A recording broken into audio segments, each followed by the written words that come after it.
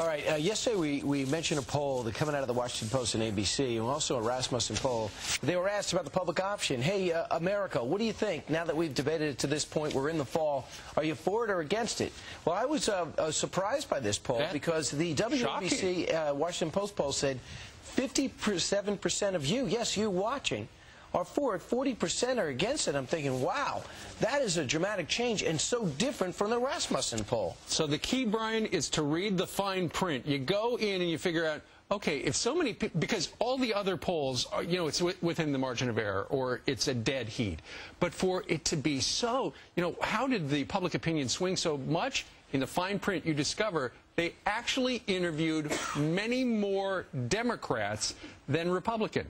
The answer was 51 for, 39 against. Well, 33% of those who responded were Democrats, and only 20% were GOP. I thought when you did polls that you were supposed to try and get an even mix. You probably should. I mean, because there's so much in polling, let's face it. There's so much in the way that you ask the question as well. I mean, the way that you put words together can sometimes sway the way a person answers a question.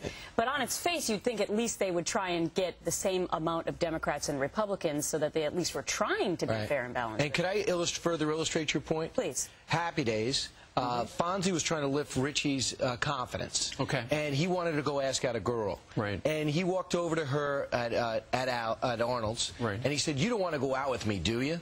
And of course she said no. Even if she liked him, she didn't like the way the phrase was, didn't like the way Richie asked the question. The word structure. Exactly. The same thing could be happening with polling. You know what? I love that analogy. Do you remember it? It doesn't make any sense, but it's great. We're not supposed to shake hands. Right. Oh, because of the swine flu. Yeah, we're not supposed to touch. Evidently, I could be a carrier. I guess so. We all could. All right, so let's look at the question then and let you decide how you think these words were put together. Here's how the question was presented in the poll.